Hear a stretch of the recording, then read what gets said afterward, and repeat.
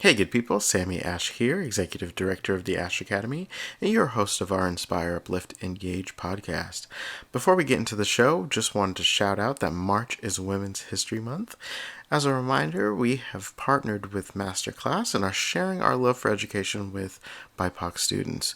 Please contact us for more information if you're interested, as we have annual passes available. Take this opportunity to learn from the experts Shonda Rhimes, Issa Rae, Robin Roberts, Alicia Keys, and Serena Williams, just to name a few phenomenal women who are on this platform, giving master classes on their respective expertise.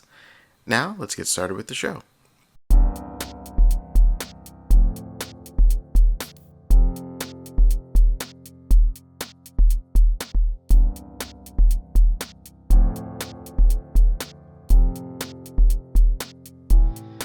Welcome back to another episode of the Ashe Academy's Inspire, Uplift, Engage podcast. I'm Sammy Ashe, the Executive Director of the Ashe Academy.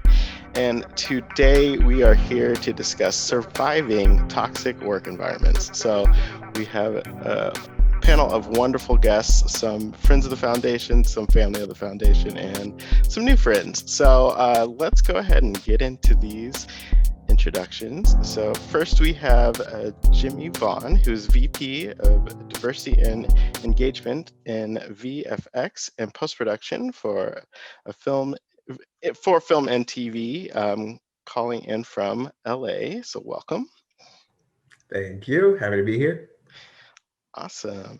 Who will also be on or will have been on the panel for the Black Entrepreneur Expo and Mixer Arts panel. So thank you so much for joining us.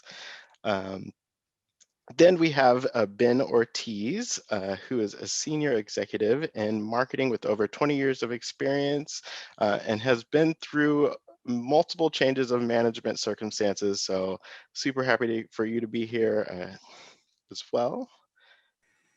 Oh, it's an honor. Thank you so much for having me. Absolutely. Next, we have Kofi, who will also be at the will have been at the Black Entrepreneur Expo and Mixer, who is a senior tech recruiter working in biomedical and the health space, working in the technical realm for over 12 years, and he's calling in from the LA area. So welcome. Hello. And next we have, let's say a friend of the foundation, Naya's mom, but in her own right, she is here on the accolades and her great illustrious career. Linda C. Pierce, she's calling from NYC by way of Philly.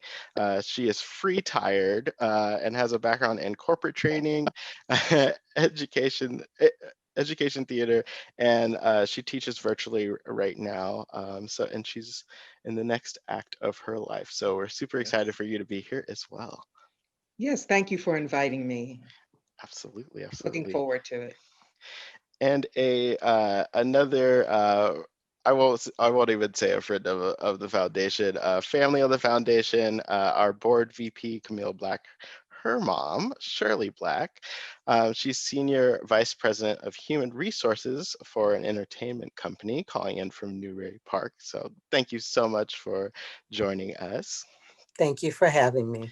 Absolutely. And last but not least, a part of the team, Kini Slaughter, Director of Events Operations for the Ashe Academy, newly appointed, calling in from Atlanta, Georgia. She's very passionate about events, logistics, fundraising, and performing arts advocacy. So thank you for joining us. We appreciate you being here. Thank you so much. I'm really looking forward to this. Okay, so let's get right into it. So what is this? This conversation is really going to be kind of open and honest about what toxicity in the workplace is.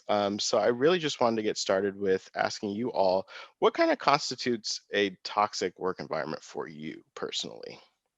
And anyone can jump in first.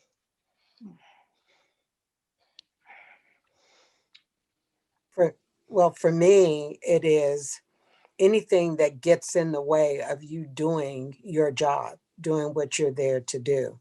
It could take on a lot of different faces. Could be people, could be technology, a wealth of things.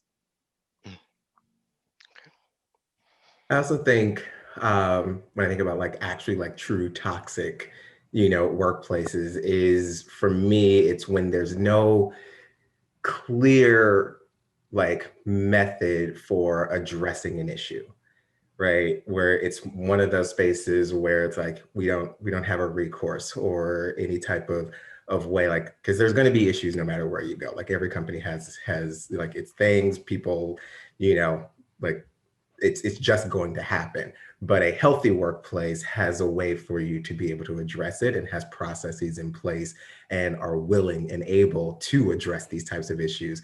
But when I think of somewhere that's toxic, I think, you know, when you make a complaint, it kind of goes nowhere or disappears, or there's no, you know, kind of accountability for, you know, for poor behavior and no kind of like set recourses in place for that.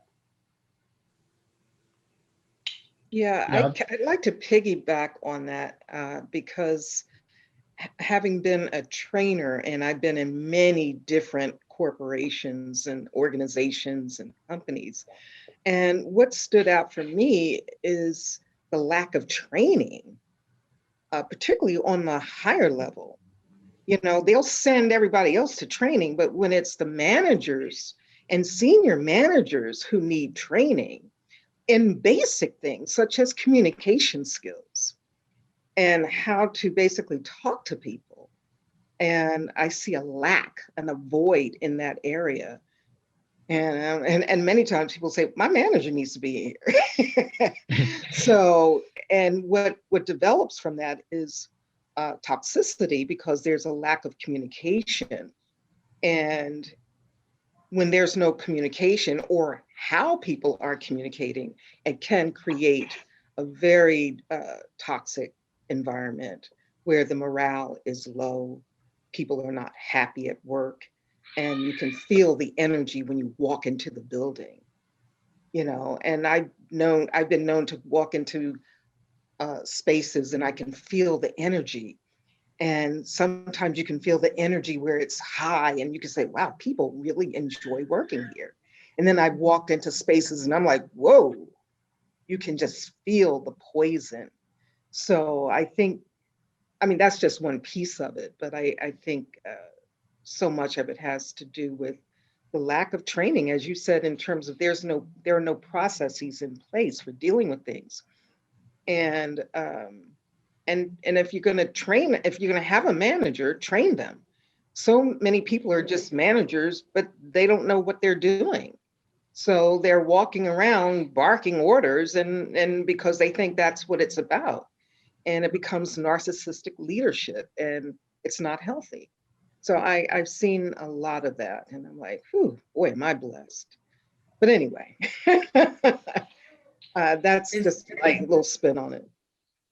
If I can, oh, I'm sorry, Ben.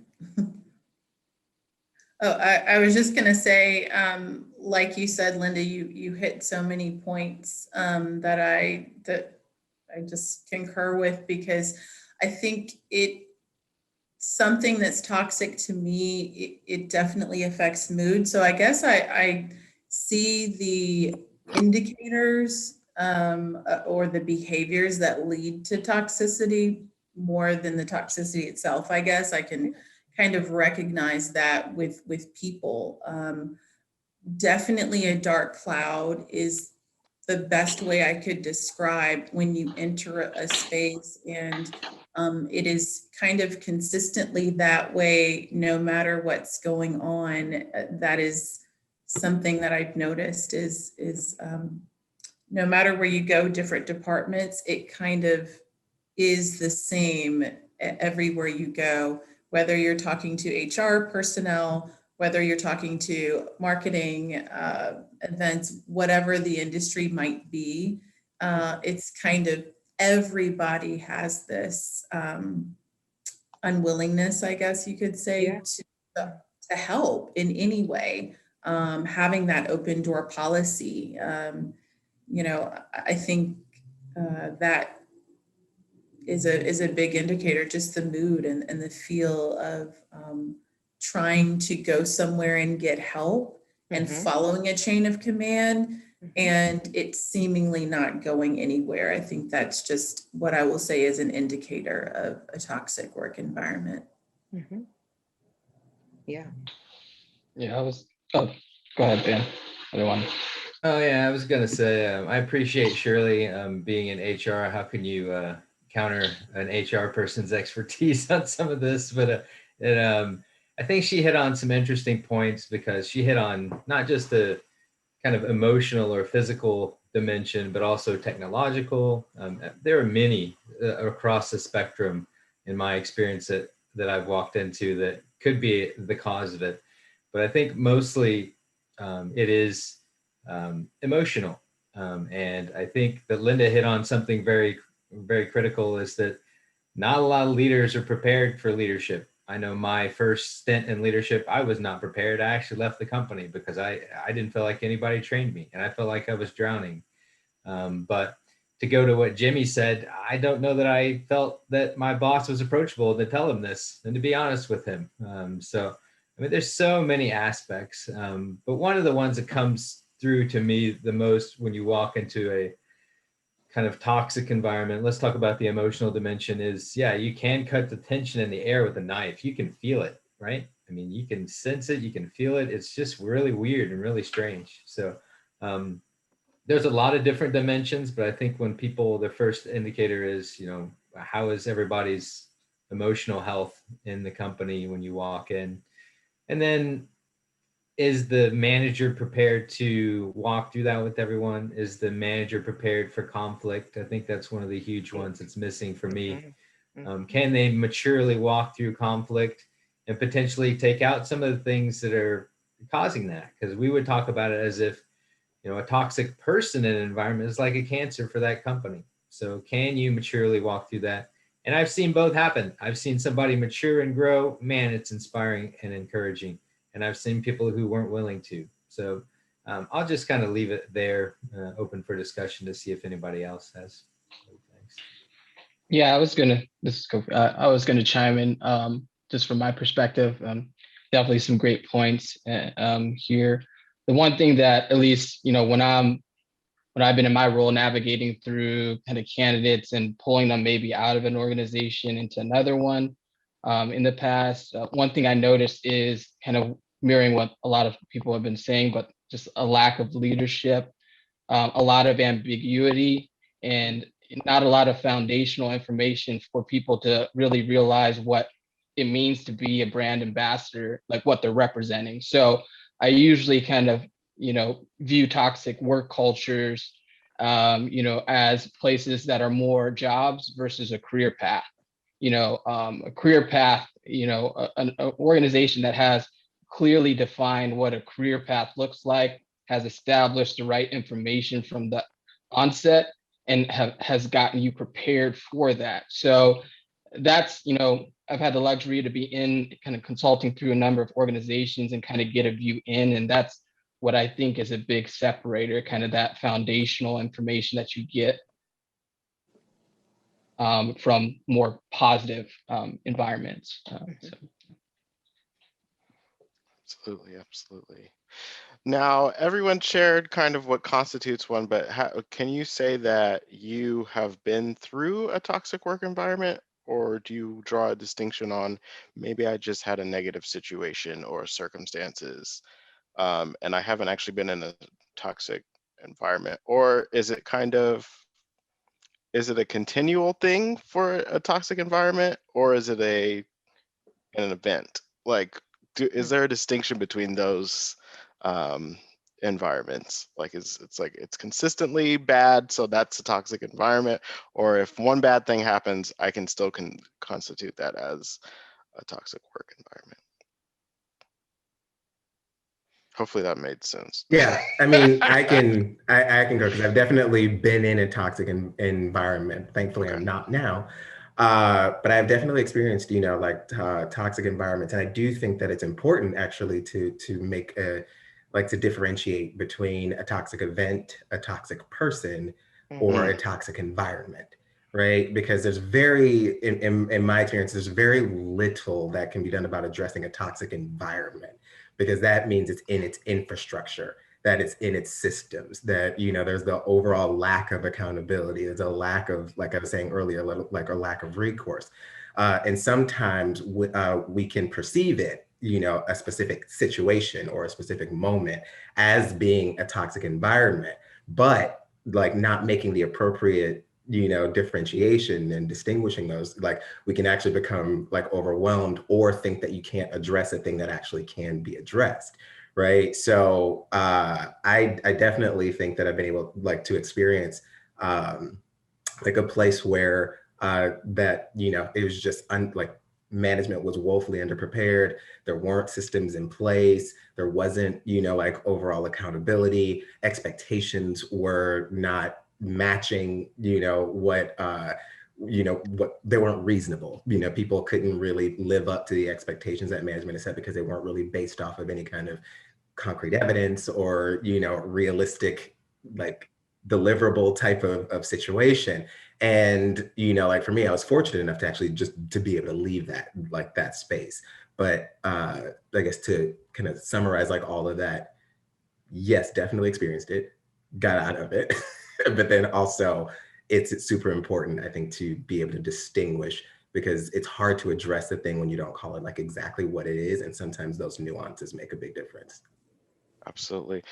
Before we move on to anyone else, was it a process for you to decide to move?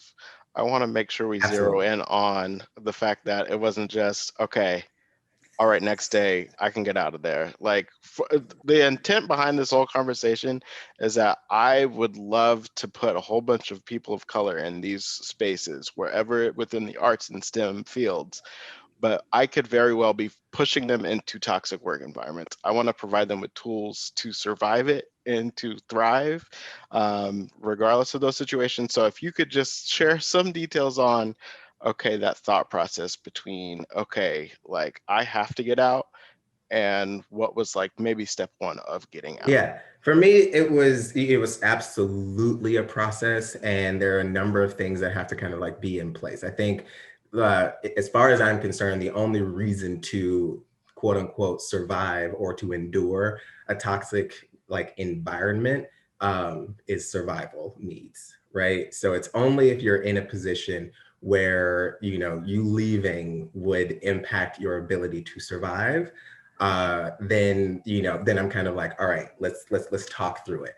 But if not, it like, I would encourage you going like, then don't like, know your worth, know your value, know what you're committing to a situation. And if you have the means to be able to, you know, to get out there, and it's not just based off of fear or like fear of the unknown or just believing that you can't do it. It's like, this is actually calling the thing what it is.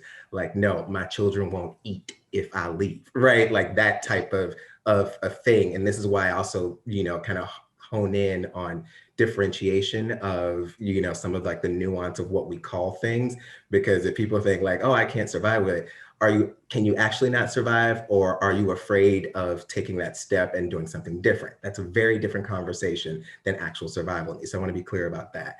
For me, you know, I had, you know, made sure, because I was definitely working in like freelance and production, like film and television, like at the time. But I made sure I was like, I got to keep my expenses low. So, you know, I know that I've got, you know, I got this backup of knowledge. I'm smart, you know, I know I'm smart in this area. I've learned this tool, you know, these types of things that kept me with an arsenal of things to kind of fall back on.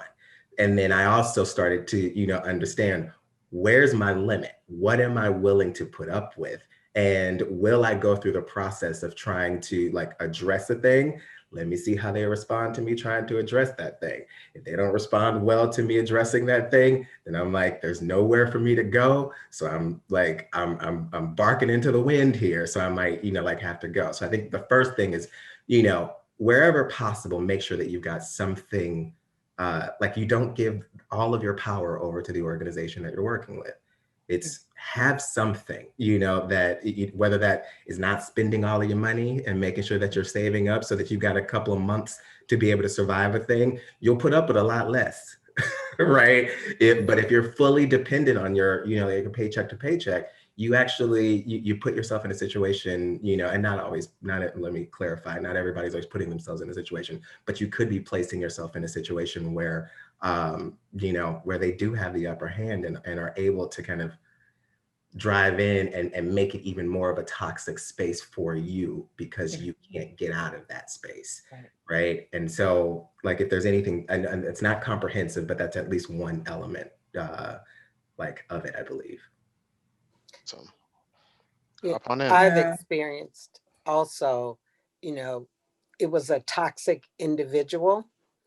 And it took me a minute to realize that, did that really just happen? Or did they really say that to me? And then I kind of looked, should I be doing something different? Is it me? And you do all of that evaluating.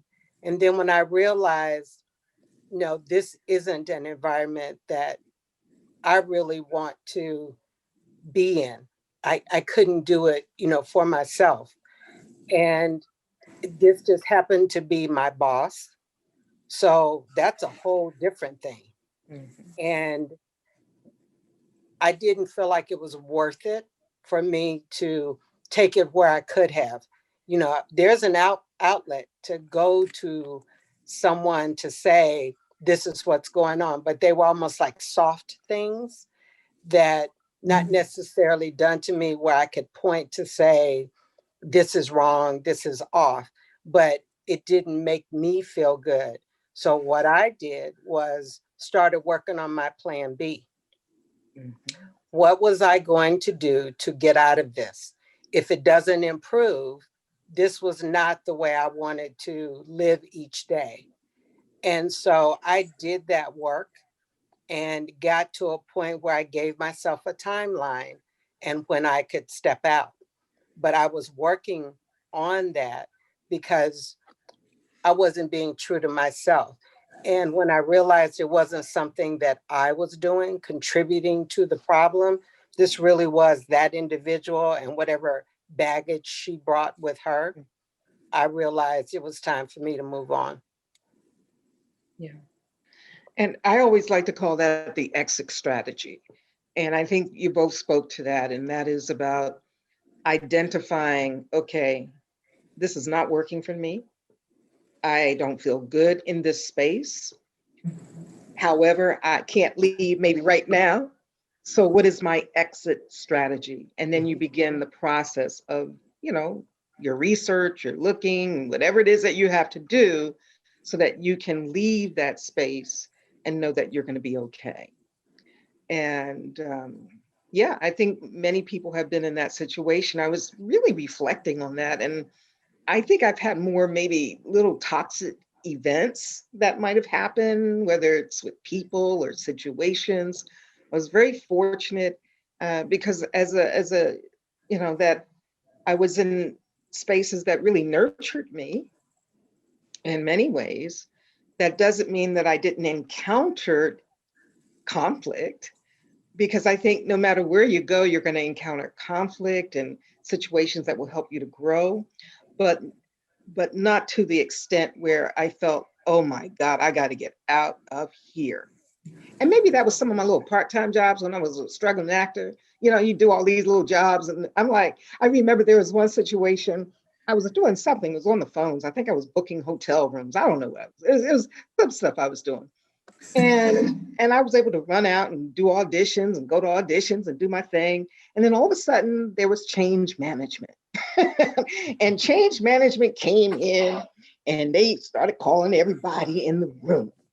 And in the room, they were telling people, well, now that we're changing management, people cannot just come and go as they please. You can't make your own hours. You have to have set hours. You have to do this. You have to do that. And I said, and I sat there and I said, okay, fine. When can I get my next paycheck, my last paycheck? Because I'm gone. This does not serve me. This is not my career. This is just, well, honey, these two women looked at me as if to say, I mean, it was red all in the room. And they were stuttering. And I said, yeah, this is not going to work for me. Now, I didn't have a job.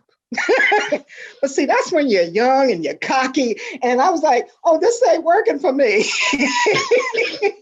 So when I left the room, I started gathering my stuff. Everybody said, Linda, where you going? I said, I quit.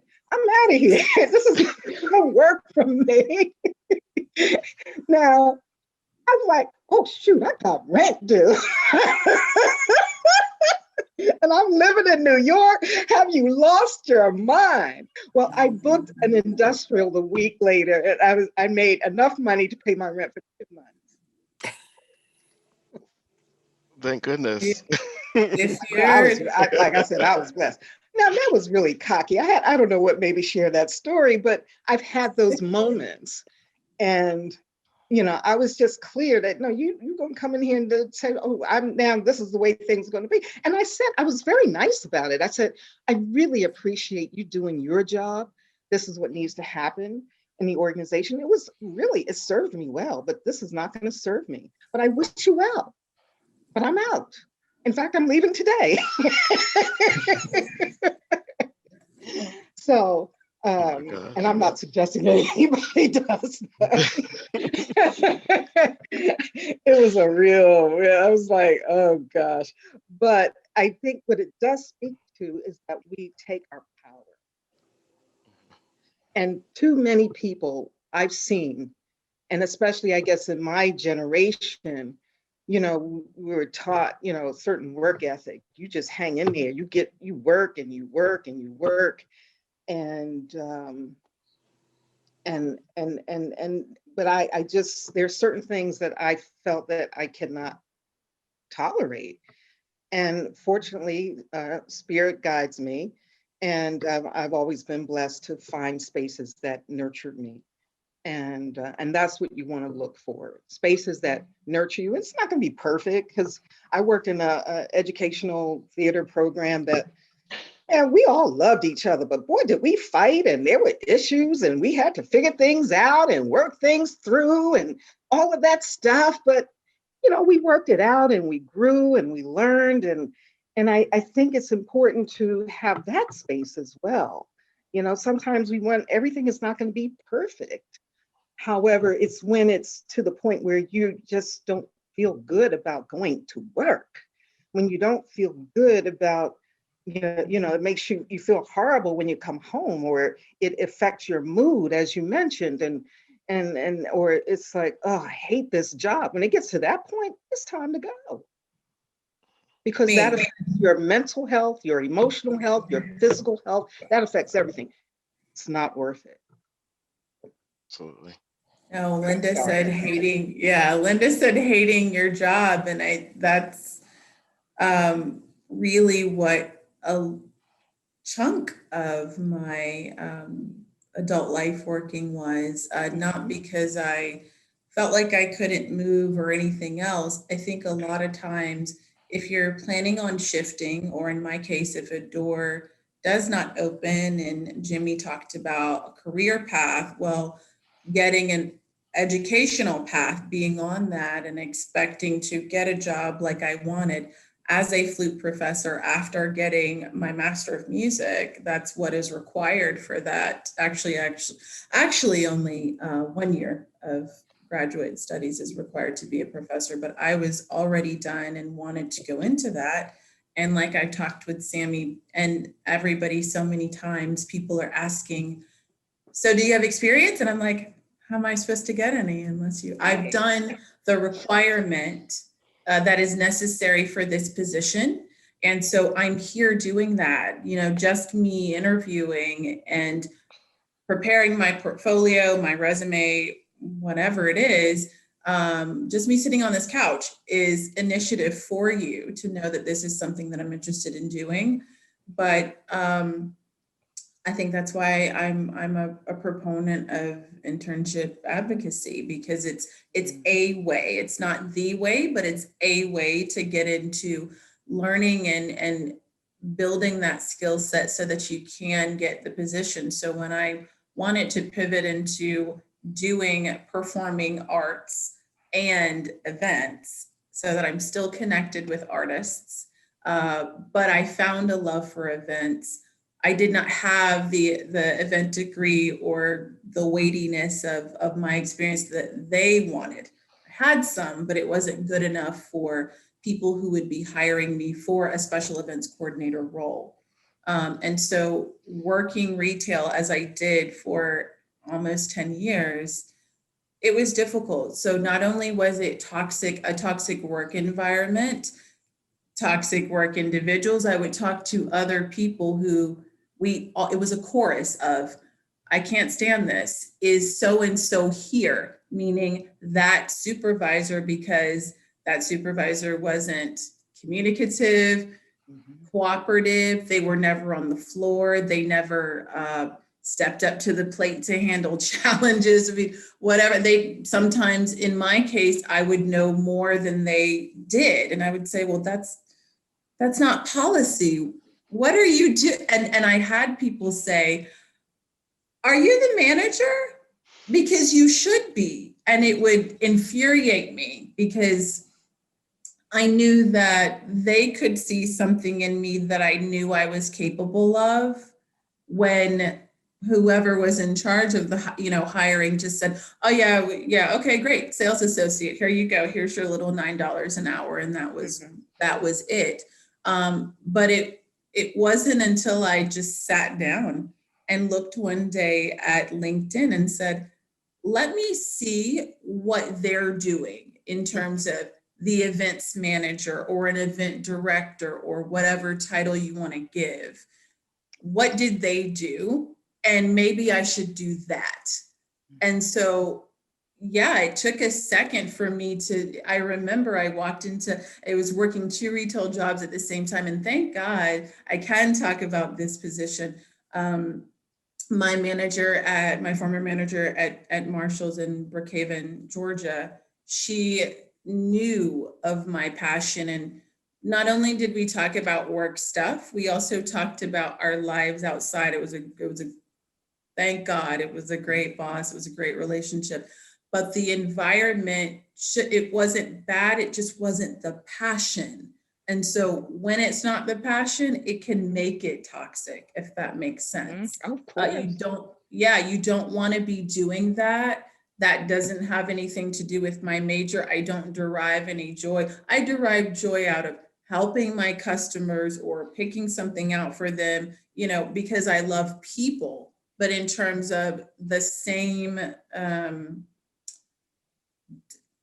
humdrum duties over and over again, no, that I was capable of more than that. And I knew that. It just was like, how do I do this? And so I walked into a Banana one day and I had only had one interview with the person who was a special events director at a job I took in New Jersey. And I said, I'm moving to New Jersey. Hadn't talked to the executive director who was the final say, as to whether I got that position. Just made a faith statement. I'm a woman of faith. And I was like, I'm moving to New Jersey. Didn't know. And as soon as I said it, I was so scared because I was like, what if I don't get the job? What if I just said that? And then if they see me walking around this mall a couple weeks later, they're going to be like, Kini, I thought you said you were moving to New Jersey. And it's a lot. It's embarrassment and not wanting to be judged. And it's a whole lot of things. But I think not every major, not every area of study do people show you how to get the job. We know that you're a director. We know that you're a VP, but how did you get to that space? What did you do to finally get in? How did you distinguish your resume for, versus someone else? So I think that's really the one big part of getting out of a toxic environment is you really have to have a couple of people or do a lot of online research as to, this is what I want to do. I'm very clear on that. How do I do it so that I can leave? You bring up a super important point that I will come back to. I'll let the other guests share, but yeah, super important about toxicity. Maybe if I am the problem, we'll get back to that after. Oh yeah, I think that's a good one. Yeah, Yeah, that so takes but yeah, some soul searching and some self actualization. Yeah, before we yeah. get there, anyone else want to share? Yeah. Yeah, go ahead. I'll speak after you, sir. Yeah, go ahead. Okay. Yeah. Thanks, Ben. Yeah, I was just gonna say. I mean, just from my perspective. Apologies, there's a 2-year-old in the background. From my perspective, I probably had toxic events and people more so than cultures. I do think certain realms, when you're in like a sales facing realm or consulting, they kind of have a different culture um, that sometimes doesn't necessarily feel like a home because it's more about production versus like, having that community. So I think that, that's an important factor for you to kind of, calibrate in your own mind, because I can tell you at least, part of the reason why I left, my previous company, which was that environment, very production facing and, was, what someone else had alluded to, maybe Ben, just the emotional part. It became taxing, to emotionally get prepared for certain, events or individuals. I feel like if the events start stacking up, those toxic events, and that person is more kind of visible, that might create your own kind of micro bubble of like toxicity that you can't sustain long term. So, that's when you have to just think about your own kind of health. And, the one thing that I really wanted is, which I do myself, I personally believe, more diverse environments in terms of thought, individuals, typically foster healthier environments. And that was something I was really yearning for in my next opportunity, because you have those different perspectives and you can kind of bounce things off of the individuals. No place is a utopian setup. It's just helpful if you have also a perspective from someone that actually mirrors yourself too. If you want to bounce something off of someone, and it feels more like a community versus, again, like I was saying earlier, just a job. So. Absolutely. Ben, hop on in. Sure. Yeah. I'll speak to my younger self. You guys have mentioned it because for me, I've been in a lot of roles that was my passion. Okay, and I'm willing to stay in there and endure it and stick it out because I am in a role that I'm passionate about. So, what happens there? So, Sammy asked for some practical advice. So I'm speaking to my younger self about practical advice. So, number one, yeah, self-actualization. Sammy said it, and we can go back to there. Am I the problem? Right. So, am I the toxic one? Let's identify that first. That takes, I think, as is it Kofi, or how do I say that? Yeah, you got it, Kofi. As he said it, do I have people in this environment or my personal life too to tell me, like, can I ask them, hey, am I the toxic one? Do I have these? For me, it only came up a few times right as I was getting married and kind of in leadership roles that I'm a very demanding person. I was like, what? I'm demanding? Like, what do you mean? So yeah, that was fun to hear people speak into that. So I had to realize, sometimes I can maybe be the toxic person, and I need to address that. But there's some practical things. One, you guys have touched on it. Is management or whoever this person is approachable? Can I go talk to them? And then second, is it habitual? Is it something they're doing every time, or can I just, is it like a minor offense? Can I just let it go? Is it me?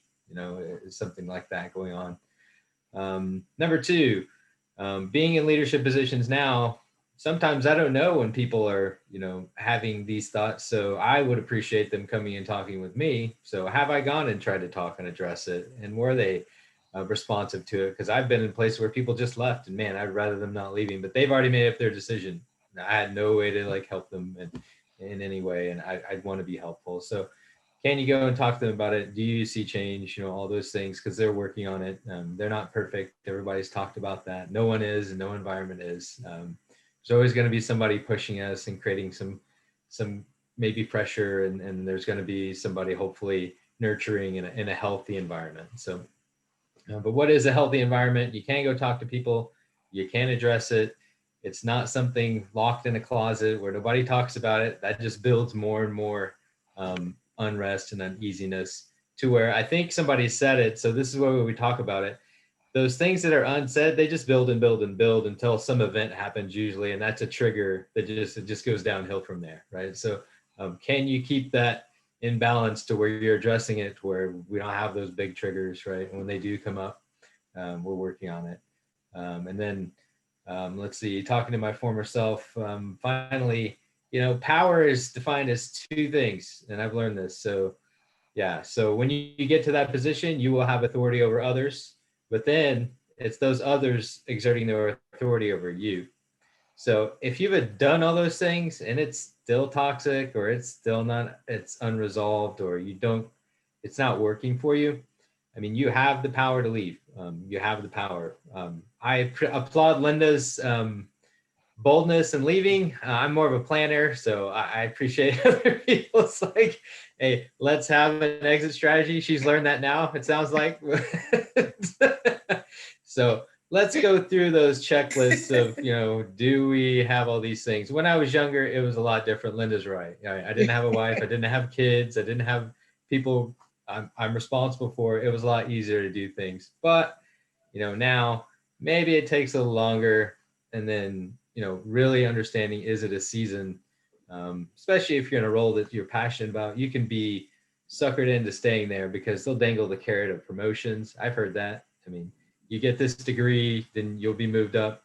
Mm-hmm. Is that honest? Is that true? Or do you see the writing on the wall? We can believe some things, but being in an environment about 2 or 3 years, you'll know if that's the truth or not. So you really have to understand that. But all these things working together, it's a very complex equation, but still it's really simple. Are you getting up and going to the office or whatever you're doing these days virtually, getting online? Is it feeding into your fears, or is it just giving you life? I mean, you got to really address it. If it's not, then you got to get out of there. You got to get out. And if that takes a year of planning, okay, but that there's light at the end of the tunnel. But sometimes you can get into this. For me, a role and a work that I'm passionate about, I just get into working, so I just don't even look up and address it. So, which is bad too. So you got to address it. Can I highlight one thing that Ben said that was like super good? It's like the statement of "you have the power to leave" is actually a perspective that can help you endure a situation, right? Is to recognize that you were here by choice. Mm-hmm. Like that in and of itself, if you're trying to get through like a difficult moment, a difficult time, a difficult situation, when you remember that you're actually in control and that the situation doesn't control you. Yes, there are stakes. There might be stakes that you're not willing to, to put forward or to risk. But at the end of the day, you still have the choice. It is still up to you to, to stay or to leave. And then you can get into the space of asking yourself, like, well, what makes this valuable for me to stay? Mm-hmm. Is there something that is worth, the trade-off? Is it, like you were saying, Ben, also, like, am I passionate about what I'm doing? Do I feel that I'm doing good work? Am I still able to do, like the thing, or is the thing that like I make a good enough living to put up with this kind of, like this kind of mess? And so all of those things, but when you recognize that it is a choice, then it can actually help you kind of process what's going on around you and recenter, you, because one of the things that can really make a place feel toxic is the belief that you are powerless. Mm. Right. And so, and it's like, you're not powerless, right? It's just that what you're gaining right now has more value to you than you doing something else or making another choice. Yeah. I think in business, it's called the golden handcuffs, right? As people who hire people, we want to get them in, and the great people, we want to keep them. So we want to make them feel like they're trapped. I mean, I'm sorry, I'm just saying it. It's just a system set up that way because you want to keep the great people. Obviously, every company does. So, but the truth is, as Jimmy said, I mean, they're not really any handcuffs at all, right? But there is a smart way to go about an exit strategy, though. There definitely is that. Yeah, I've counseled a lot of employees through, whatever is going on with them. And, again, what have you contributed to this? You always want to start there. And then what is that situation? And often, you may be able to tweak some things to remove whatever that feedback you're getting or the behavior that's kind of getting in your way. Often they're saying, I really just love this job, but my boss or someone is a problem. So, again, you're not powerless. I never encourage anyone to quit a job if they don't have another one. So I will, encourage people to plan, but know what you want to do. And if you really want to stay, then it should be a conversation with, if it's an individual, can you have a conversation with them so that you can change the dynamic? Because there are many times that conversation, really giving somebody the feedback, often they don't realize that they're showing up that way. There are times that they do, and that's a different situation. But sometimes you can open up that dialogue and say, the way that when I come to you or in a meeting, this is the way you come off, and this is how I feel. If it's not their intent, that's a way to work around to create a better environment. So, be open to doing that. That's rare that someone will just right off the bat say, oh yeah, I'm going to go talk to my boss, or I'm going to talk to my colleague. It takes a bit. I work in a company that we're just conflict averse, and to go to someone to say, this is bothering me or I have a problem. But when you actually suck it up and do it, we've typically gotten good results. Then you have another avenue, and you could say that you've done everything that you could. Those avenues, use HR to even talk through, here's a situation. You may not need HR to do anything, but guide you. They may say the best thing to do is have a conversation. If you choose not to do that, then you need to be working on what's your plan. And when you absolutely love your job, for me, I'm not going to let anybody take me out of what I enjoy. So then I'm willing, the stakes are high enough that I am willing to have a conversation with you about what you're creating for me. Love and that. being willing to do that. You want to keep the job that you really love, or you're going to let somebody push you out? Whatever you need to do in your mind to make it worth it for you to take a stand and do something about the situation. If you can't, it doesn't get better, then you need to work on what you can do different. Maybe it's another department. Maybe it's another boss. Maybe it's another company. In this environment today, when you speak up about a toxic environment, people are listening to you. It's not like it was even 5 years ago. Folks want to fix these issues. Absolutely. Absolutely. It's something you said that has been a revelation of recently for me. We've always heard of like, don't worry about what people say about you or what people think of you, but I do not subscribe to that. I want people to have a good experience of me. So I do need that feedback. If you don't like how I'm leading the Ashe Academy, I need to hear that. I need to hear some feedback. Otherwise, we are going to go down in flames. And we just celebrated our 3rd birthday, but like people need to be open to that feedback of, hey, I didn't like the way you spoke to me. I didn't like the way you said maybe you said a slur to me that you didn't know was a slur, but that is a slur, and you can't say that. So how do we go about speaking up as as a leader or as an employee? Maybe you're not over anyone supervising, but like, what's that path? I think for me, Oh, go ahead. Yeah. Oh no, I was just gonna, I mean, I think Miss Black talked about, you know, people wanting to hear. And I just want to say that just because you talk, in my instance, I always use the same anecdote every time in an interview. Somebody says, describe something where, it didn't go the way that you wanted it to go. How did you handle it, type thing. And because I've done so many interviews, it's like a record, but it was with somebody who was 5 decades older than I was. And, I'm from the South. I'm taught to be respectful of my elders and show that with anybody, but especially an elder. And I went through the chain of command and tried to speak to her, and that was vehemently denied. And so I just want to let people know that, when I tell that story in an interview, I make sure that the person knows that it didn't get wrapped up into a nice bow where we had a conversation and everything was smooth thereafter. That's not how the situation went at all. And because there are things like ageism that exist, I think that particular manager did not want to side with me, or whatever you'd like to say, just for fear of how that might look.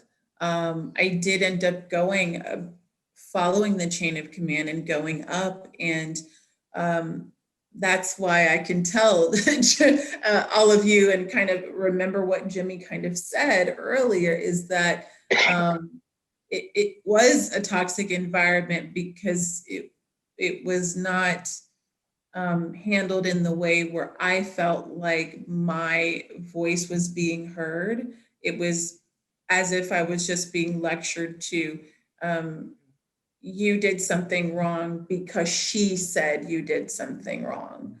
And which I hadn't, but that was what was done about it. So I just want people to know you are in control of your own behavior. So when I give that response, I always say, I'm going to continue to be professional.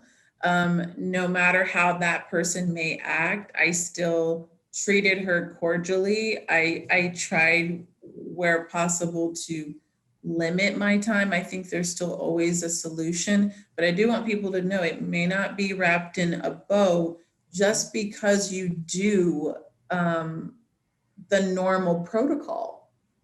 So that's something too. And then, like you said, it might be time for you to remove yourself from that, because the individuals plus the events plus the environment is absolutely time for you to go. And I did have another position, so it made it, even though it was only part-time, it made it so easy for me to just say, thank you so much. I'm out. I'm out. How about that? Who's next? The peace sign. I couldn't take it.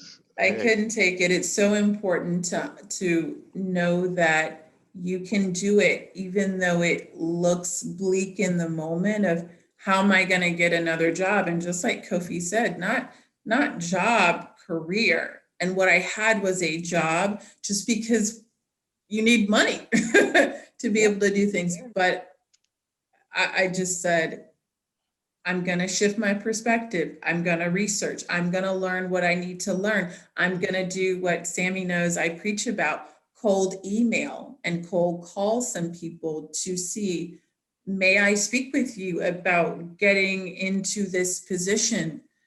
Because I would like to be doing what it is you're doing.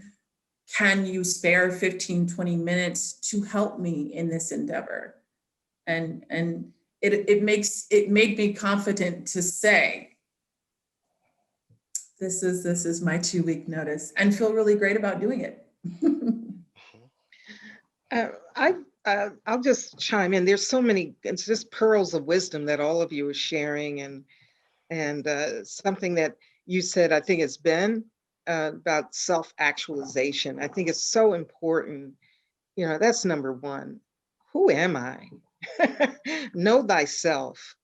What are your strengths? What are your weaknesses? What is your lane? Where do you want to go? What are your dreams? And I know that's something that has served me. And I didn't always know the answers, but but always searching for that. And hey, I still am. Like, who am I now in this act? There's so many things I want to do, but I want this COVID thing to be over so I can just go and do my thing. But anyway, in the meantime, knowing thyself, but also trusting your process. And that's where relationships, I find that relationship building, every, I don't even want to say job, but my careers were led by relationships. People that I met along the way. And it's something that you said, Sammy, that I want people to, I don't want people to just like me, not in that, I want to leave an impression where people want to get to know me. So along the way, it was somebody I met and they said, oh, wow, have you ever heard about this educational theater company? And then blah, blah, blah, blah. And I mean, it's just one thing led to another. And before you know it, that's where I was working and that became my career. And I learned and grew and developed in that respect. And then it transitioned into something else in facilitation and then into corporate training, which is because of someone that I had met along the way and said, Linda, you can do this with your eyes closed, and boom, boom. So again, it's about, I think so much, I'm not saying everything, but I don't even like to call it networking because it's intuitive networking, if you will. It's about building relationships and you meet people along the way and you never know who is going to be there. And just a quick story, when I decided, and of course I planned for my retirement, because something you said, Ben, or someone said, you have to see the writing on the wall. And I saw the writing on the wall. And plus I was preparing myself. I said, okay, I think I'm ready. Loved my work, but the organization was changing. It wasn't the same company I had hired into. And I'm not going to say it was toxic, but it was changed. It was different. It was not, okay, I don't know if I like y'all anymore. But anyway.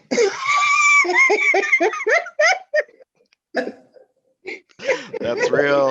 That's real though, Linda. The beauty about what I was doing, I worked independently because it was like, okay, here's your schedule. And I was flying all over the place and doing my thing. I knew my courses. But then it became so much paperwork and this and that and blah, blah, blah. And I was like, okay, I think it's time. Maybe it's time. But I planned. I didn't run out. I was like, oh no, you got to be smarter now. And so I made sure I had a plan. But I also had a connection and someone who said, who had his own little consulting firm. And I gave him a call and said, you know what? I'm about ready to move on. He says, okay, fine. I can connect you with somebody. And boom, I left. And then I had a consulting company that I was working with in my retirement. And then COVID happened. But anyway,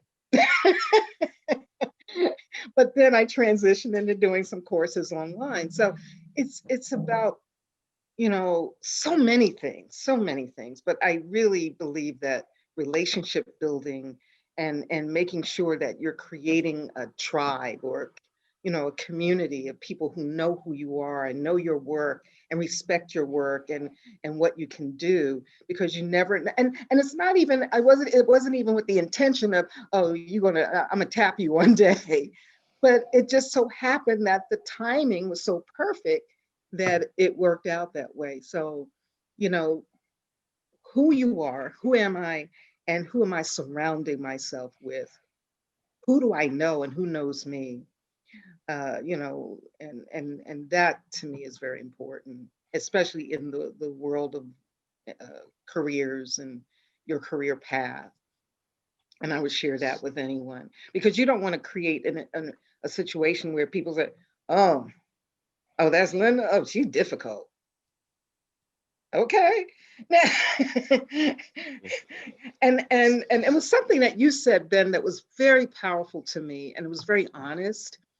And I think it's, and you said, I didn't know I was so demanding and this and that. And that's not necessarily a negative trait. That's, I mean, as a manager, because I've been a manager before and I know, but it's about how do I do that?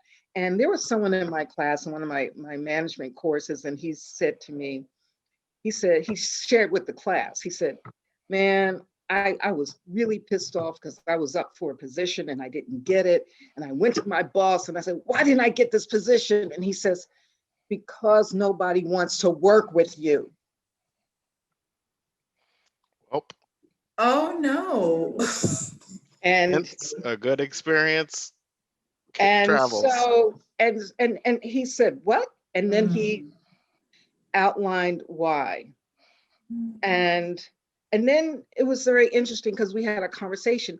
Now, how about if he had gotten feedback along the way? Okay, sometimes people just in their stuff, but they never get the feedback. And Ben, you said you got some feedback. And then sometimes we have to look at the man, the woman, the person in the mirror and say, oh, is that me? And so he said, I did the work on myself. I mean, he made all of us want to cry, but he said, I did the work, and I'm proud to say, he said, I'm not perfect, but I am better because of the feedback that I received. Somebody was honest with me and told me that, okay, man, you suck, okay? You're good at what you do, okay? Because we can be good technically at what we do. You know, we're task oriented, we can get things done. But I don't want to be near you. Yeah, process management and people management are two different things. Exactly. Two very different things. And when you can do both, and where you can, and people feel safe with you, and at the same time know you're going to get things done, and you can still be demanding, but demanding in a different way, where people want to do the work. And that to me is the key. Yeah.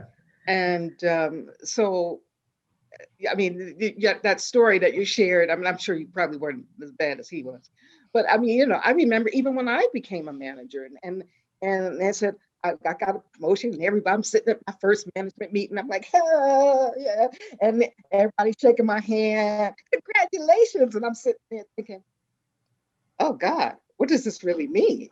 Because what the reality was, there was nobody was going to train me to be a manager. There was no management training. I had to figure it out on my own. And that's the situation with many people.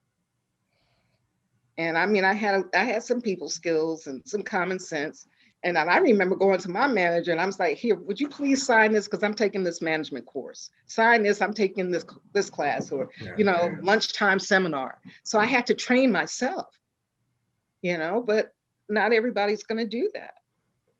So Go for it. I'm sorry, Shirley. We should also ask for feedback. Yes. Yeah. You know, and don't look at feedback as criticism. It is constructive feedback. And if you get that mindset, you know, it may sting a little when someone tells you you're too bossy or, you know, your tone or whatever, but that's when you can learn. You know, it's hard to hit a moving target. So if you know what you know, what that blind spot is, or what it looks like, what someone took, what you said may be one thing, what they heard or interpreted could be something completely different. Absolutely. So be courageous enough to ask for feedback. Yeah. And I think it's even better if that's part of the system. Yeah. But it's like, even if it's not delivered as constructive feedback, you still have the ability to take it as such, right? So, because I think one of the things, there's like a couple through lines that I think everybody's kind of, you know, starting or coming through in everybody's kind of stories is one, you know, I think we all keep kind of alluding to it. So I'm just going to go ahead and flat out say it. We don't want anybody thinking that just because they think it's toxic, that it actually is toxic. Right. So we want people to actually be able to identify what situation they're actually in, because just because you are uncomfortable doesn't mean it's a toxic work environment, right? And just because things are perfect doesn't mean that it's, you know, a toxic work environment. There is a such thing as toxic individuals. There's a such thing as an event that is toxic because it was not handled well. And then there's a true toxic environment where these types of things are allowed to be cultivated and grow and thrive and all of those. When we say that you need to leave, we're talking about those situations where it is clear that it is a toxic environment and not necessarily just a toxic person or a toxic, you know, like event. Because in those situations, you can also, you know, you should at least, and I would definitely encourage everybody to at least try to address it, you know, to make the effort of addressing it. A lot of times you won't know for sure if an environment is actually toxic unless you've tried to address it and it doesn't work. Right, which is kind of like what I was trying to say at the beginning, is when there's an absence of accountability and there's no recourse in the systems for addressing an issue, that is when it's truly like a toxic environment, because there is no getting out of a toxic environment. Like, you cannot fix it, you cannot control, like the leadership can fix it, but most times we're not in a position to actually be able to influence that in a certain way. So if those at the top don't see that it needs to be addressed, it probably won't be addressed, and you're probably going to be better off if you're able to get out, right? And to go and find and pursue something else. I think the other through line that we're saying is like, have a plan, you know, unless it is absolutely urgent that you need to leave when you are trying to get out of one of those situations, so that, you know, we're not coaching you into like jumping off the deep end and then, you know, not being in a safe space for yourself. But I think and then there's like the third through line that I keep saying is people being like, make sure it's not you. Right? It's like, because a lot of times call them out, Jimmy. Yeah, like, and this is typically, this is what I would do like in a coaching session. I'm like, you sure it's not you? Let's make sure it's not you, right? Because like, that's what I would do for me, is like, I'm gonna make sure it's not me, right? And then because like, I'm like, did I do this right? Did I go through all the proper, you know, processes and protocols before I can make this, you know, decision of whether or not this is toxic, or I'm gonna label it, you know, like as such? Did I go to the place that, you know, did I escalate in the way that I was supposed to? Have I articulated this was an issue for me to begin with, you know, and have they just rejected that? Or, you know, have I not made it actually clear, and I'm just, you know, being like, oh, everything's wrong, and like that's not what we're talking about, and that's not really, you know, like kind of like what we're here for. Because it's like, it's definitely about making sure that you follow the appropriate protocols in order to kind of like address the situation, that you're not contributing to the toxicity of the situation. And that, you know, once you've made sure that you've, you know, got that foundation, and then seeing about whether or not, you know, like it's just an environment that doesn't want to cultivate actually fixing a thing, that's, you know, like that's that. But then to kind of answer the question of, you know, what are some of the ways that, you know, like how do we speak up, right? And the reality is I think the reason why we keep kind of like circling back and harping on those elements is make sure that you got that foundation first, because that's going to make it a lot easier to speak up. Right? When you know that you've gone through the proper process, you've gone through the proper protocol, that you've escalated in the appropriate way, you weren't being messy, you weren't part of like the contribution of, you know, of the toxicity in and of yourself, you're going to feel a lot more confidence in being able to speak up, because what you're speaking about, you know, is, you know, that you've done your due diligence to make sure that this isn't just something that you're perceiving, and it's not just something that you've, you know, like that you've contributed to. And then, you know, like sometimes it does require that you are brave in order to speak up. A lot of times it does require that you are brave, you know, like in order to speak up. Because sometimes, you know, you don't know how people are going to respond to you. Sometimes you don't know, you know, if they're going to like lash out, or, you know, God forbid that they retaliate or any type of thing like that. It's also important to know your rights.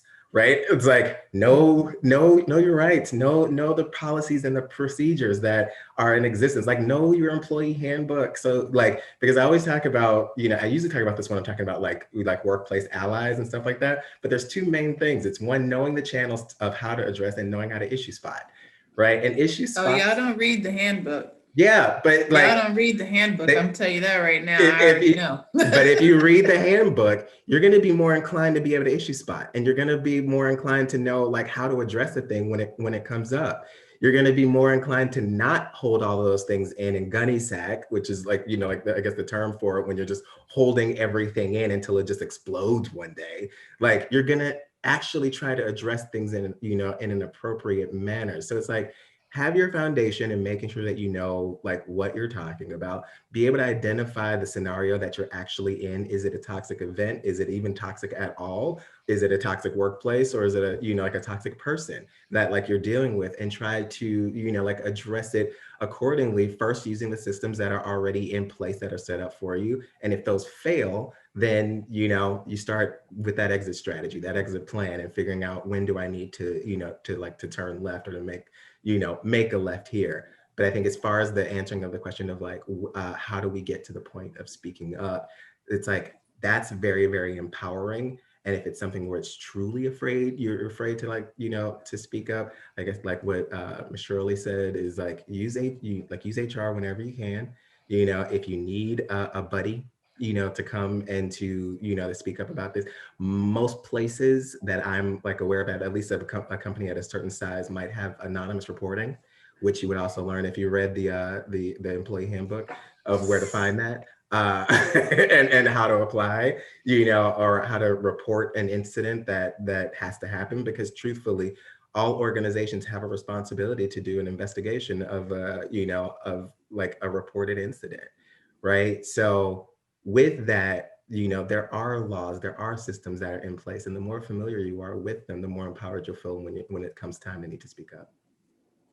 Yeah, I'd like to just add to that: documentation.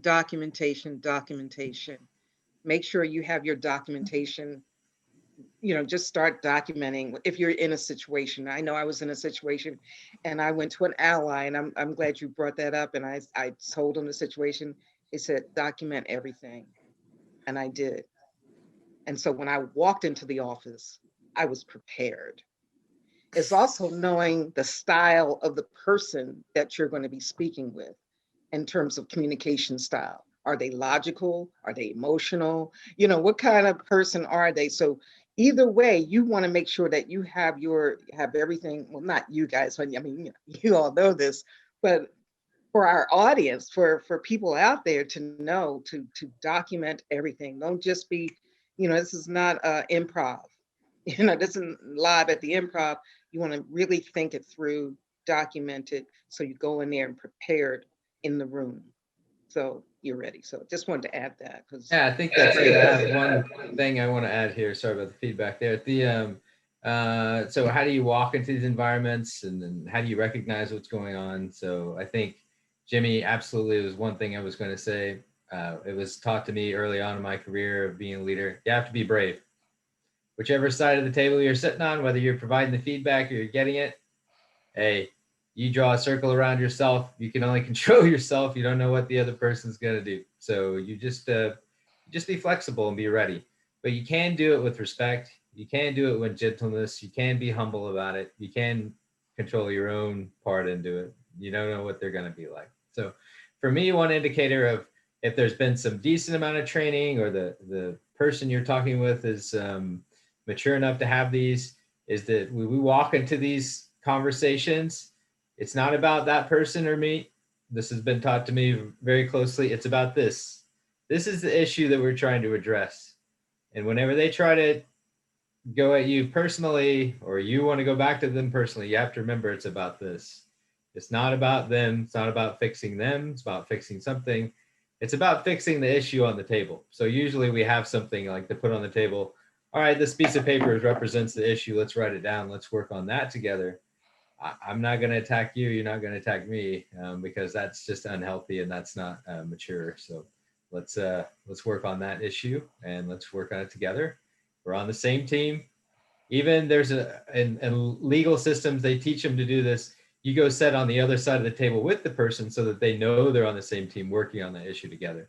But I mean, if you're not in an environment where they've been coached like that, maybe you can help be the agent for change with some training. But for the most part, if they're not willing to address the issue, then yeah, you got to start thinking about the environment that you're in. I think find a silver lining. Like if you absolutely have to leave, I remember my mom saying, like, she knows that eventually it is an aim to get into management. And Sammy's probably tired of me using this word. That's one of my favorite, which is empathy. And so my mom was like, you will not be that type of leader because you've experienced that. And you know how it feels. A lot of times people, I always say this, they are far removed when you're talking about being VP of something or district manager or what have you, COO. And so you can't identify anymore from the seasonal sales associate that's going to be there for 3 months and then gone, and you make exponentially more than they do, so on and so forth. So it's about maybe trying to find a way to find out, is this an organization that that is one of their tenets? That's how they deal with people, is with empathy, or they actually, I always say, in word and deed. So not just, we've got these great things on the website like diversity and inclusion and compassion and respect, but do they actually follow through with all of those lovely words? Because it's not enough for it to be on the site and then you don't actually observe it in practice. So I think, if you have to go, just keep in mind, like, okay, at least from this situation, I'm able to sit back and reflect and know that that is not something that I want, and I'll be able to identify it moving forward. Absolutely.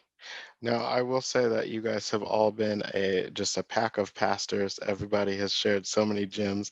That's my thing. That's my catchphrase. Yeah, you guys got to get into it. But I appreciate everyone's feedback here. Great notes. And I guess the conclusion, what would be, I guess, your word of advice? Oh, no, just Sammy, one final, what? have you been in any toxic environments or situations? I'd See, like to know season that. 2, everybody wants to ask Sammy some questions. You know what? I will say, and I love that Jimmy made the distinction between toxic people, environments, or otherwise. I cannot say that I've been in a situation where it could not have been just structurally or environmentally handled based off of an issue that I had with either one person, one manager, one supervisor. So I won't say it's a full environment. Now, were there toxic situations caused by myself because my passion wasn't being fed? Thank you for asking that, Kini, because my purpose has grown so much into my being that it has, whatever I'm doing has to serve that, which is helping other people realize and actualize their own purpose. So like, I know that's a difficult task to ask of an employer, but I need to be doing something that's impacting people positively. So if we're not having that transaction, then I'm going to be slowly turning into the toxic employee because I'm like, I need to get out. I don't like it here. There's something else needs to happen. So yes, I've embodied a lot of these different situations where there are instances, but not, I haven't created a toxic environment. So I'm very happy about that. But thank you for asking that. I feel like people want to hear more from Sammy, and I'm very quiet and I ask all the questions. Back to asking the questions.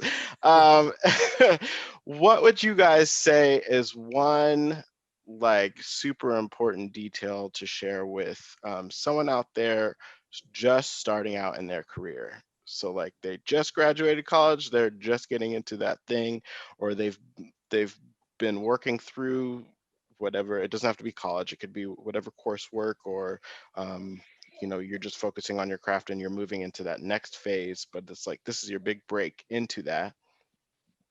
What would you say? Okay, here's what to be aware of, and then as your final note. So Kofi, if you could hop in. Yeah. I would say one thing that, a lot of times in my role as like a recruiter, a lot of times I'm giving advice, probably better advice for people than myself at times. But I think it's important. One thing that I stress when people are, in interviewing, but just in general, is just understanding your audience, right? Understanding and being aware of your audience. And then, to that end, when you're talking about kind of career path and figuring out some structure, kind of starting off, just exploring many different things in the area that you are interested in, just so you have a better idea of, what you want to do long term. I know that at least at my current employer, we have a good structure around some programs which give people exposure across the medical space. It's a rotational program, so they kind of can, be in one place, explore it, see if they like it. By the end of that program, basically they have an option of where they want to go. So I think you can do that, just being inquisitive and just having access now. The luxury that everyone has right now is access to information, access to different things outside of your organization. So you can, like, for instance, myself, I wanted to build a website. I looked on YouTube over the weekend, understood PHP, and I was able to do that, just by watching videos. Someone was showing step by step. So I think in the world that we're in right now, especially connecting technology to it, you do have to you have to explore beyond even what sometimes you're doing, and kind of get some better understandings of different areas, just so you're dynamic. Because the jobs that are here today are not going to be there in 10 years. There's going to be a lot of different new jobs, and you want to be prepared, have a diverse toolkit, where you can respond to that changing work environment. Because it is, we're in the midst of a rapid kind of shift to a lot of automation and other things. And so technology is going to be a key piece of that. But, even beyond that, you can explore, different areas like the arts and things that kind of help you foster even more kind of creative juices, and just, give yourself depth, Absolutely. Informational diversity.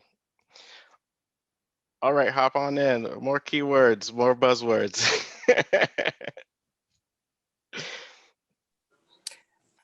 I think we've heard the word courageous.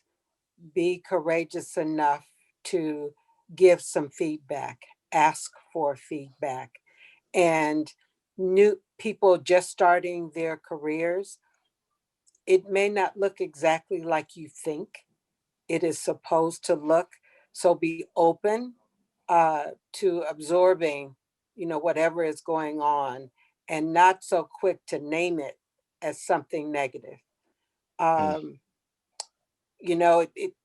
you come in with grandiose ideas. And I remember early on, I was doing a couple of interviews, and these were newly graduated people. And I said something about where our entry level position is an assistant or an executive assistant, and how appalled two of them were that, well, I have a degree. I couldn't possibly take anything below a director. And Shirley's trying to call me out, or I don't know.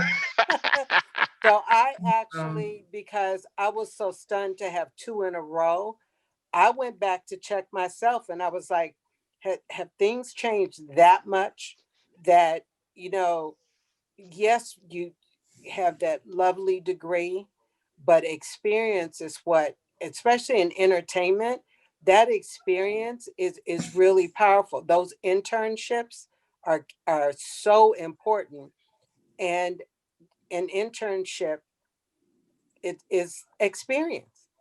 You're not paid a lot of money, but that experience and the relationships you build during that summer, those 10, 12 weeks, can carry you through and open a lot of doors. So be courageous and stick it out, and don't necessarily assume that something's being done to you negatively. Maybe it's you. Maybe it really is a toxic individual or situation. If it's a toxic environment that you don't see, that it's been there and you realize it, get your plan B going. who's next? Hop on in. Well, maybe I'll go since Miss Shirley said one of my buzzwords here, which would be internships. I did 3 of them, so I consider myself an expert. I'll put it in quotes about them. I think that one piece of advice I would give, besides what I mentioned earlier, cold calling and cold emailing people, just, going on a website of making a list. That's something my career coach told me at the beginning of last year, was, make a list of places that you would enjoy working at, and, go on their website, and the same thing I tell other people, see who is over marketing and see if you can set up something with them, and look at their company and see, try to see if you can talk to some employee and see, what are the good things and not so good things about their job. I found people very honest when it came to that.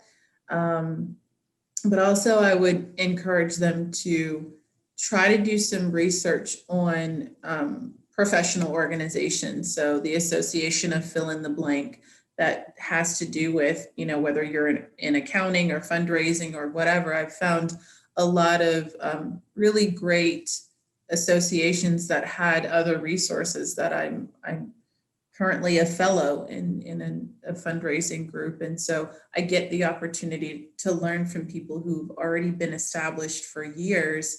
And that's a gold mine. They've already done it.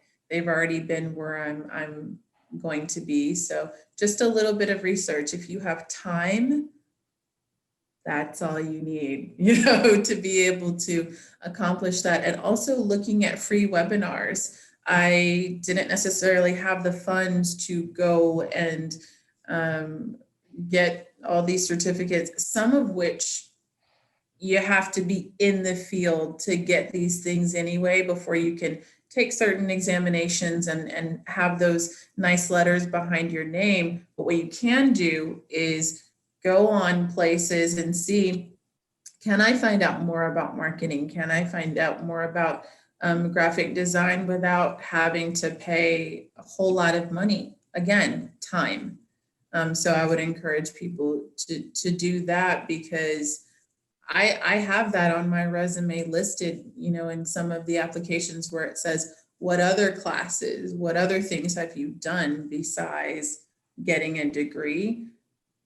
That's valuable information that you're getting that some other employee may not have, that may have been there for 2 or 3 years, because people get busy, they get complacent, they have a lot of responsibilities.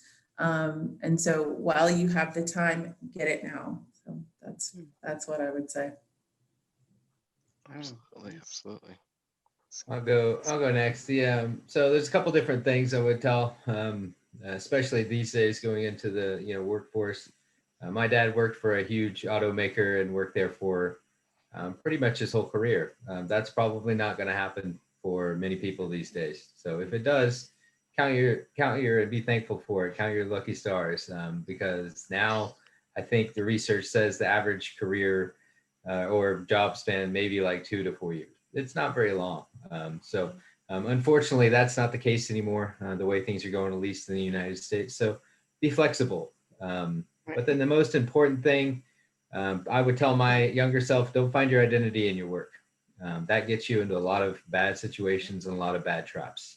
So, not finding your identity in your work, finding your identity in something much more meaningful gives you the ability to pivot and to change and to grow in areas that you probably never would have if you just find your identity in your work and you just feel like you're stuck somewhere or in a career or in a industry.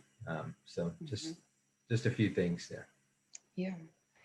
Wow. I'll piggyback off of that. And because I was going to say, being flexible, you've got to be flexible today. But at the same time, something that I've always told my own children is to do try to do what's going to make your heart smile. Because, you got to go to work. something that I think is we need money because we got to live. So try to think about who am I? Your identity. What makes my heart smile? What's out there that I could do? Like Sammy say, I want to help people. You're clear about what you want to do. So being able to be in, and I've been blessed to do work that makes my heart smile because I love teaching and educating, and I've been able to do that most of my life. So it's been, and it makes my heart smile. So I think it's about what is it that I want to do so that you're not feeling like you're in some dead end job.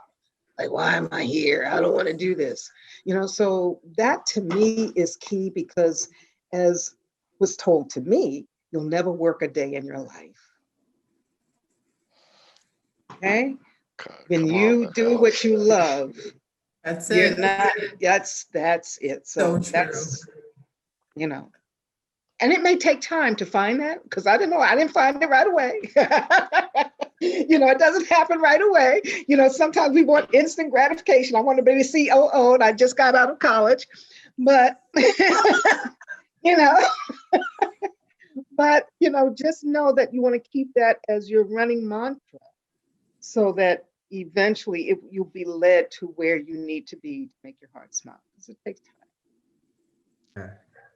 Last but not least, Pastor Jimmy. You know what? Come on in. With the pack of pastors. But I think what everybody, no pressure, geez. But I think what everybody is saying is so true. So I would say, begin with your intention, right? It's like know like what your end goal kind of is, so that also allows for that flexibility that we're always talking about. Cause don't necessarily get fixed on how to get there. Just know that there's where you want to be, right? Mm-hmm. So and then being flexible, then when every time something new comes up, you'll be able to make the decision that gets you closest to that thing, right? And it's not always what you thought it would be, but is it getting you closest, to that thing? And that's the decision to make there. And then when you have another decision to make, get closest to that thing, right? So beginning with the intention and having, like that clear, and that aligns with an understanding your passion, your purpose, your why, however you want to define, like that thing, but begin with that in mind. I would say also be brutally realistic with yourself, right? It's like, so that no one else has to.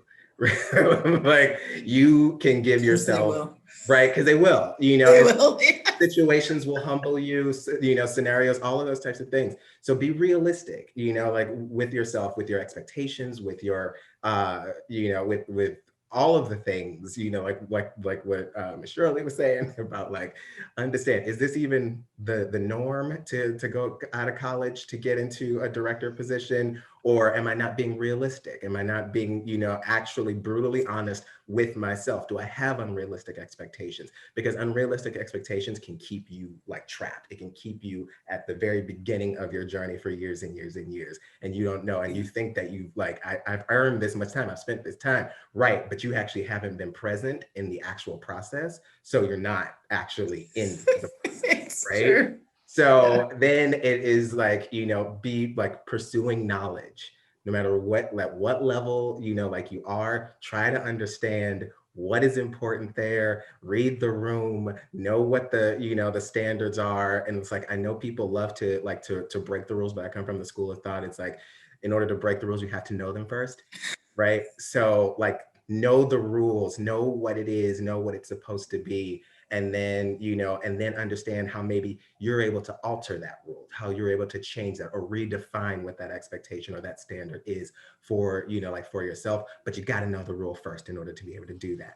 And then the last one is a quote from Stevie Mackey, who is a vocal coach. And I heard him say this once and I was like, oh, this is absolutely amazing. It is pursue excellence. Excellence is not flawless, but it is blameless.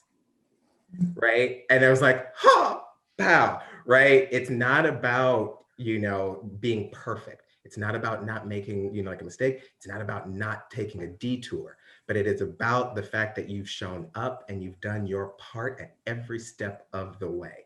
to the fullest that you are able to do. So you brought your full self and you've done everything that you were supposed to do all along that journey. So no matter how many twists, no matter how many turns, no matter how many deviations or things like that, you are pursuing excellence. You are going to be blameless in your process, not necessarily perfect. So that is what I would like to leave people with.